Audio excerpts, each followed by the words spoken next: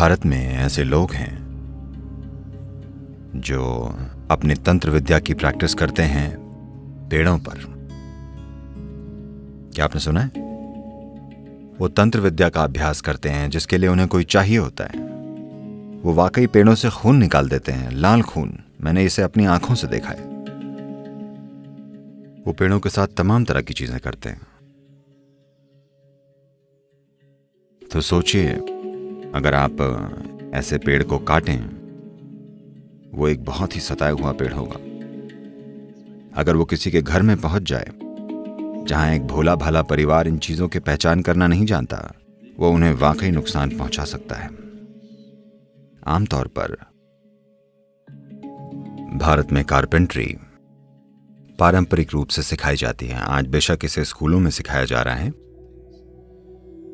एक विशेष समुदाय जिसे आमतौर पर दक्षिण भारत में आचारी कहते हैं, वहां उन्हें सिखाया जाता है कि लकड़ी को कैसे महसूस किया जाए।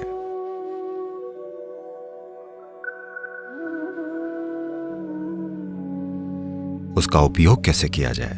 वो कभी कभी किसी लकड़ी को अस्वीकार कर देते हैं, वो इसे लेंगे ही नहीं। अब ऐसा नहीं होता क्योंकि पैसे जरूरी हैं।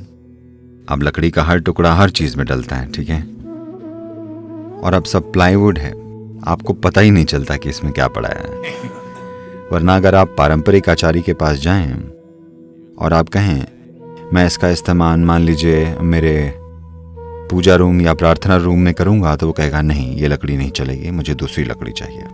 अगर कोई कहे इस लकड़ी से मैं बच्चे के लिए पालना बना रहा हूं, वो कहेगा नहीं, इस लकड़ी से बच्चे का सामान नहीं बनाऊंगा। इस तरह वो चुनते हैं। वो लकड़ी को महसूस करने में विशेषज्ञ बन जाते हैं। पर वो सब अब रहा नहीं।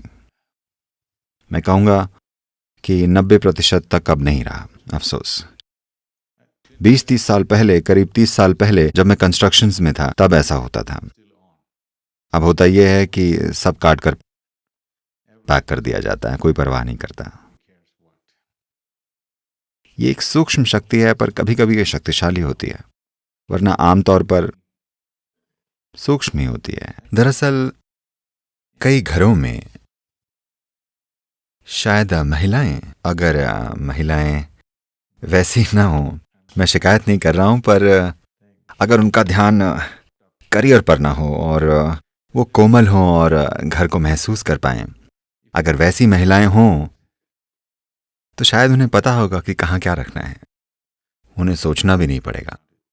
असल में बिना तर्क से सोचे वो चीजें कुछ इस तरह से रख देंगी कि ये अच्छा महसूस हो कि ये घर में अशुभ शक्ति ना बने। I'm sure a lot of women are sensitive to those things. They may not be conscious about it. मुझे यकीन है कई महिलाएं इन चीजों के प्रति संवेदनशील हैं। शायद वे इस बारे में सचेत ना हो। मैं भी ऐसा ही हूं। मुझे भी चीजें यहां वहां रखनी होती हैं। चीजें ठीक से रखी जानी चाहिए, क्योंकि जो संवेदनशील हैं उनके लिए एक सच्चाई है। तो जीवन के बहुत बहुत बहुत से आयाम हैं। आप जितना खोजने को तैयार हैं, उतना ही समृद्ध आपका जीवन होगा। चाहे आप खाना पकाएं या कारपेंटरी करें या झाड़ू लगाएं, एक ही काम लाखों तरीके से हो सकता है। हाँ, वही काम लाखों तरीकों से हो सकता है। हर इंसान वही काम अलग तरीके से करेगा, है कि नहीं? हाँ, सभी के तरीके अलग होंगे। तो आप ध्यान ना दें तो कुछ नहीं है, कुछ भी नहीं है। सब कुछ मिट्टी और पत्थर ही तो है। अगर आप ध्यान दें तो सब कुछ कुछ और ही बन जाएगा। अगर आप ध्यान दें तो सब कुछ आकर्षक है, सब कुछ शानदार है, सब भव्य है,